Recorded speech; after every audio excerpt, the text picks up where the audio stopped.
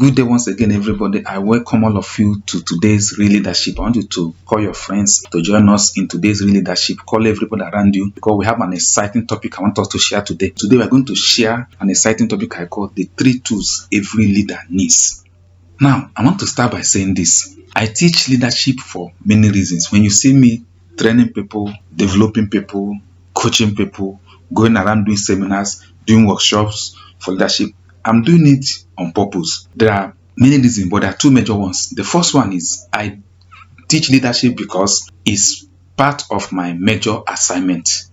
It's part of the major portion of my mission. I teach leadership as a way of fulfilling my own personal calling and, of course, fulfilling part of my major mission. But apart from teaching leadership as part of my calling or part of my major mission, I also teach leadership for one major reason. I teach leadership because I've understood that leadership multiplies everything.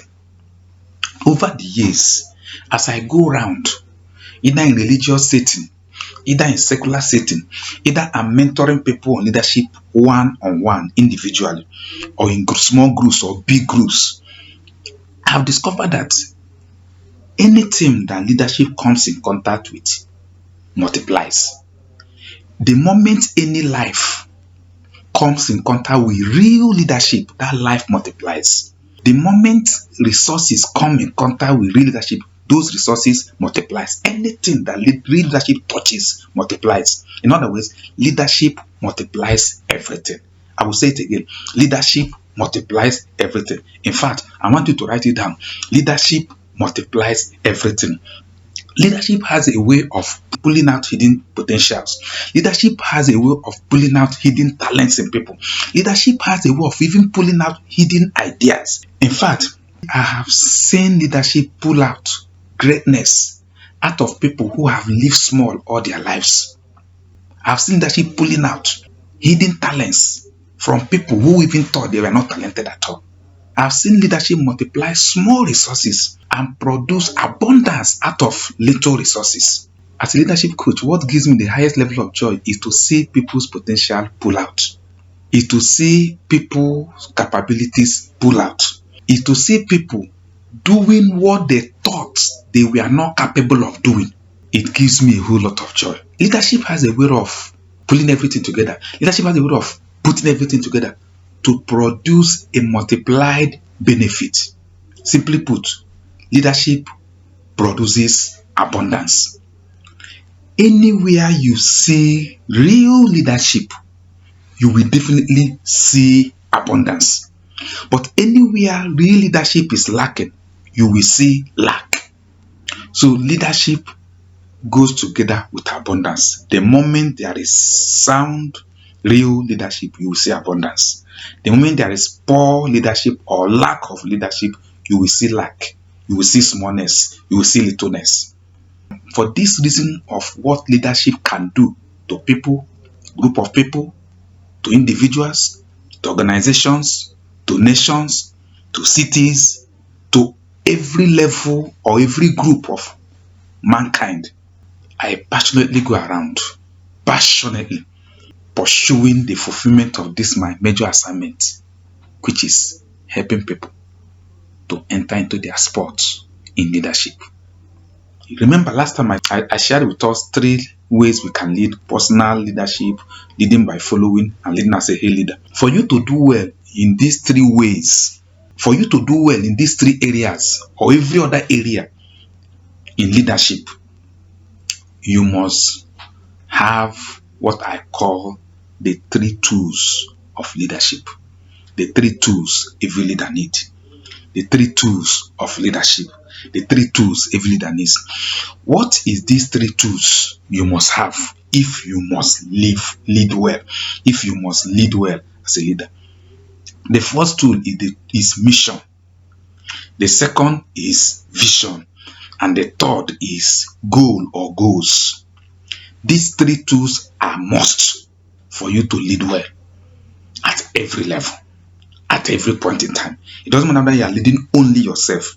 It doesn't matter whether you are leading as an assistant leader. It doesn't matter whether you are leading as a leader. It doesn't matter whether you are leading as president or governor or head in your family as the father or the husband, or you're leading as a leader in the school or in the political group, anywhere you are leading, you must have these three tools for you to make success out of your leadership. So today we are going to look at the first tool every leader needs. That number one tool is simply mission. As I go around helping leaders, developing more leaders, helping people to understand leadership, and helping people to actually enter into the leadership spot, I have noticed what I can best describe as leading by assumption. Most leaders are leading by assumption. I've seen many leaders, they are frustrated in their leadership. They are doing what anybody can call their best. In leadership, if what you are doing as your best is being done on the wrong direction, even though you are doing your best, you cannot get the right result. I'll say it again. In leadership, you may be putting your best energy. You may be putting your best effort. You may be doing what you think is the best you can do. But as long as what you are doing as your best is not in the right direction, you will not get the needed results. So, most leaders that are not getting the needed results, they are leading by assumption, and I will prove to you. And of course, I don't leave them like that. I try to help them to understand how not to live by assumption, because you can't succeed as a leader by assumption. As a matter of fact, one of the most costly ways to lead, one of the most dangerous ways to lead, one of the most terrible ways to lead is to lead by assumption. How do leaders lead by assumption? They lead by assumption when they are leading without knowing the mission for the group they are leading, or when they choose to lead without taking up the number one tool every leader needs to have before they will ever commence their leadership assignment, which is mission. To lead without mission, or to lead without any of these leadership tools, is like a farmer going to the farm to cultivate or to harvest without farming tools. It will never work. So entering into leadership, starting to lead in any capacity, in any way, without these tools, it will not work. Now, since my goal and my quest and my joy is to see leaders succeed at every level, either leading as individuals, either leading as assistant leaders, either leading as head leaders, my quest is to see leaders succeed. So I want to share these two with us today, the number one tool, and that number one tool is mission. What is mission? I want you to understand what mission is, and so you will see and know why you need the tool of mission to make success out of your leadership. Mission is simply the reason why a group exists. Mission simply means the reason why a person or a group exists. I'll say it again. Mission in its simplest form simply means the reason a person or a group exists. Your mission as a department is the reason that department exists. Your mission as a unit is the reason why that unit exists. I remember working in an organization where I know the major mission of the organization as the big organization. Of course, I even know the mission of my department then, but I never knew the mission of my unit, and it was really affecting my performance. One day, my then manager called me and sat me down in his office and told me the mission of my unit. In fact, he simplified it, made it so clear to me. And from that moment, the way I work changed. My performance changed.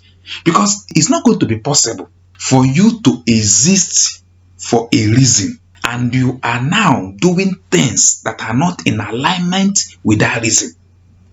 It's not possible for you to exist as an organization and they are now doing things that are not in alignment with that reason that organization exists. The success will be far away. It doesn't matter whether it's an individual, it doesn't matter if it's a department, it doesn't matter if it's a unit, it doesn't matter if it's an organization. It doesn't even matter whether it's a religious organization. In fact, after my then manager made my unit missions so clear to me, I became so outstanding in my performance that I ended up being a secret advisor to my then manager. Mission made the difference. And I know any leader that understands how to use the tool of mission will be on his pathway to succeed as a leader.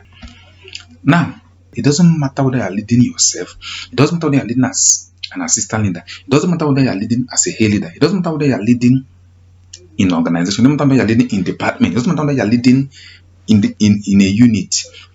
Anywhere you are leading,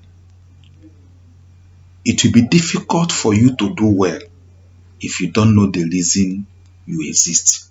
In fact, let me put it this way. As an individual, if you don't really know the reason you exist as an individual, nobody will know that you lived after you exist. I will say it again and I want you to write it down.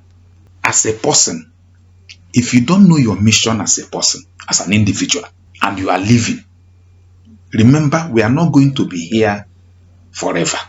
A time will come when we cross over from this side of eternity to the other side of eternity.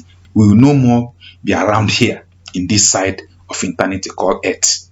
If you don't know the reason why you exist, when you exist, nobody will know that you lived. Let me say it for the last time. If you don't know why you exist, when you exist, nobody will know that you lived. Most times, individuals that doesn't know their mission, they find it difficult to embrace the mission of their groups.